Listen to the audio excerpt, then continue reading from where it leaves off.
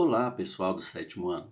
Mas passando mais uma vez aqui, né, para trazer para vocês mais umas dicas, né, esse vídeo dicas aí da sua lista 4 de atividades de geografia. Bom, a lista 4 é uma sequência, né, dentro do conteúdo que vocês já vêm trabalhando. Lembra que lá nas atividades 3, vocês responderam questões relacionadas às atividades industriais no Brasil, né, o processo lá de formação daquelas indústrias. Agora, aqui na atividade 4, nós vamos ver as fases da economia brasileira. E essas fases estão relacionadas diretamente à atividade industrial. Pode ser atividade industrial tradicional, rudimentar, mas está gerando ganhos econômicos. Para um ou outro lado, vai sair lucrando com isso, que é o que a gente vai ver. Então, quando a gente fala de fases, é cada uma dessas etapas que o Brasil vem passando ao longo dos séculos, desde o período quando ele começou a ser ocupado. Então, lá nos séculos 16, 17, 18, nós tivemos o chamado período das fases coloniais, né? O período da fase colonial aí, onde determinados produtos era o centro da exploração da economia, que é o que eu quero tratar com vocês e vocês perceberam lá nas atividades. Então, nós temos aí as fases colonial, depois a fase cafeeira, até a gente entrar no século XX, quando a gente começa a ver as atividades industriais da Era Vargas, na década de 30, Juscelino Kubitschek nos anos 50 e 60 e a fundação de Brasília, e o Brasil entrando num processo de atividade industrial mais intensa, com, de fato, as suas indústrias.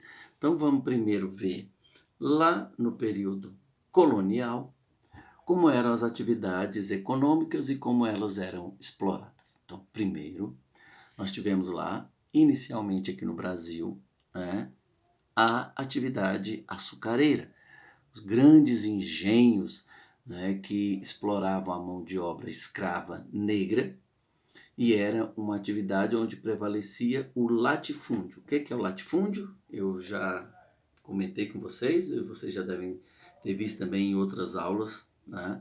O latifúndio são as grandes fazendas monocultoras. O que é uma atividade monocultora? É uma fazenda que produz um único produto. Então, no caso, as fazendas açucareiras. Eles não investiam em produzir algodão, milho, arroz. Não, plantava-se cana-de-açúcar. Geralmente, nessas fazendas, tinha uma área menorzinha onde plantava-se produtos de subsistência.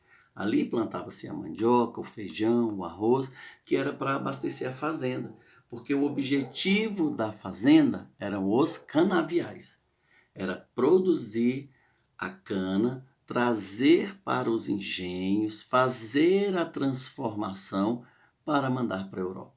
Então, toda a estrutura dessas fazendas açucareiras girava em cima da plantação de cana, a transformação dessa cana nos engenhos, usava-se o rio ou lombo de burro para deslocar essa produção até os portos e enviar para a Europa. Então, durante muitos séculos, o Brasil viveu dentro dessa estrutura das atividades das fazendas açucareiras.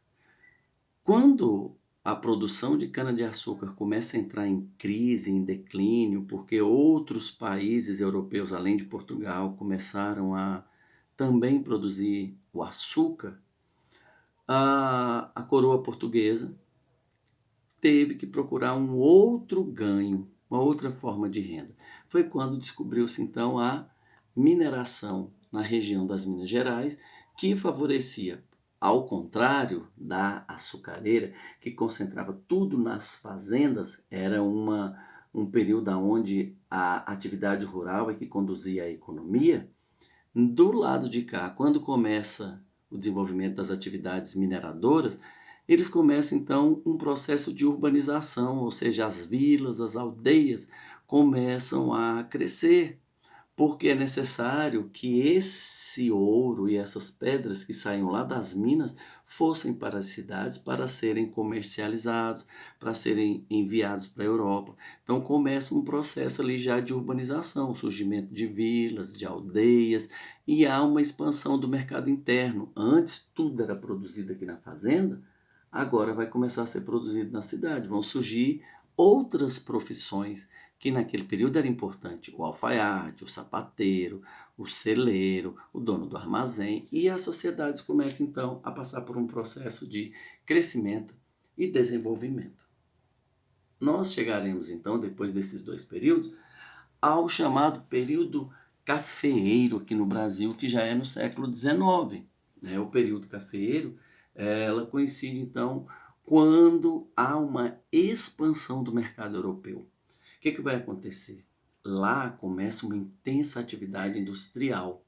A Revolução Industrial está acontecendo, os grandes inventos estão surgindo, a energia elétrica, começa a surgir então rádio, telefone, a invenção do motor à explosão, que é o surgimento dos automóveis, das ferrovias. Então, nesse período, o Brasil também passa por um grande crescimento, as fazendas de café, surgem as ferrovias aqui no Brasil, que ao invés de deslocar agora em lombo de burro, eles vão colocar nos trens e trazer do interior de São Paulo para os portos, de Santos, do Rio de Janeiro, e mandar essa produção para a Europa. Tanto que o Brasil, nesse período, foi o maior produtor mundial de café, o maior exportador. Então o Brasil passou por um período de crescimento econômico muito grande.